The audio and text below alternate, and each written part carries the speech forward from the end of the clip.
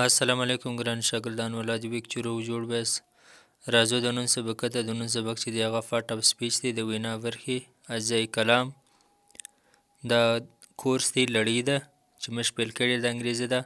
دلته زموږ سبق چې دی هغه د کلاس ټولګي یا کورس په بڼه کې روان دی. نو اول د وار موږ پارټ اف سپیچ ورته وایو چې دا د ګرامر ډېره بنیادي برخه ده. په دې کې نن adverbs د دې څخه مخکې موږ noun pronoun adjectives verbs ویلي ول. او یوه خبره دا کوو چې هر څوک چې زموږ دغه سبق ته راځي چینل ته راځي یا فیسبوک پاڼه باندې دا ګوري اوله ویډیو دې وګوري هغه ډېره لازمي ده ځکه په هغه کې موږ دا زموږ د سبقه د زده کولو طریقه موږ مکمل ورښولې ده چې کله ته هغه پلان عملي نه کړې یا طریقه نه کړې زده بیا زموږ د سبق څخه ګټه نشې اخیستی. نو اول راځو د دې تعریف کوو دا څنګه استعمالیږي بیا د جملو په شکل کې د دې مثالونه بیا د الفاظ په شکل کې د دې مثالونه وایو. اول adverbs څه معنا adverbs ADD اضافه کول ور زیاتول verbs نو verbs دي د دې تعریف مخکې ویلي که چا په دې باندې سر نه خلاصېږي نو د دې بل ویډیو شته verbs what is verb د دې تعریف موږ کړی دی.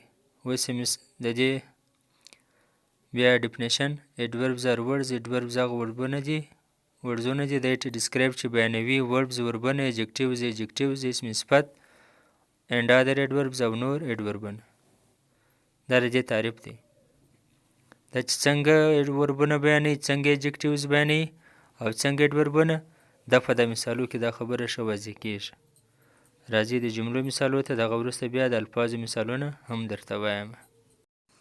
نو راځو جملو ته دا د دې مثالونه دي دا به اوس په ثبوت دا خبره رسوو چې څنګه یو adverb ور بیانوي adjectives بیانوي او بل adverb بیانوي.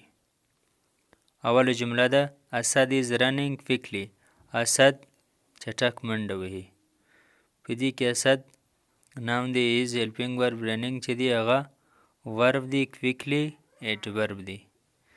دلته په دا اوله جمله کې adverb چې دی هغه verb بیانوي running quickly په تیزی سره دا adverb دی. دلته دا running یې بیان کړی دی چې دا اسد چې کوم running دی هغه په تیزی سره دی.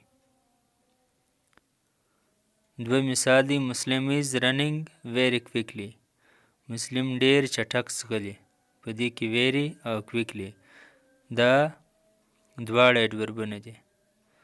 دلته چې دی یوې adverb هغه بل adverb بیان کړی دی very هم quickly هم معنا دلته دا وایي چې دا کم running چې دی دا خو تیز دی خو ډیر تیز دی نو د یو adverb په باره کې نور معلومات ورکړي دي. دا دوه مثال شولو. دریم مثال دا دی امان is very tired امان ډیر ستړی دی. په دې کې چې دی very چې دی هغه adverb دی او tired adjective دی. دلته دغه adverb د adjective بیان کړی دی. نو موږ ولې ولې دې په تعریف کې چې یو adverb چې دی هغه verb هم بیانوي هغه په معنا کې اضافه والی راولي وضاحت کوي سپیناوی د بل adverb په باره کې هم او د adjective په باره کې هم. نو دلته موږ دا درې سره مثالونه وړاندې کړل.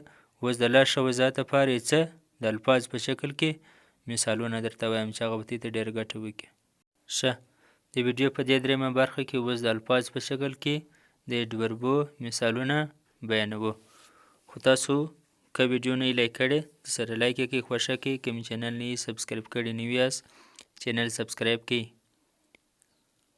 او که زموږ پر پیج باندې دا ویډیو ګورئ د سره فالو وکړئ پیج.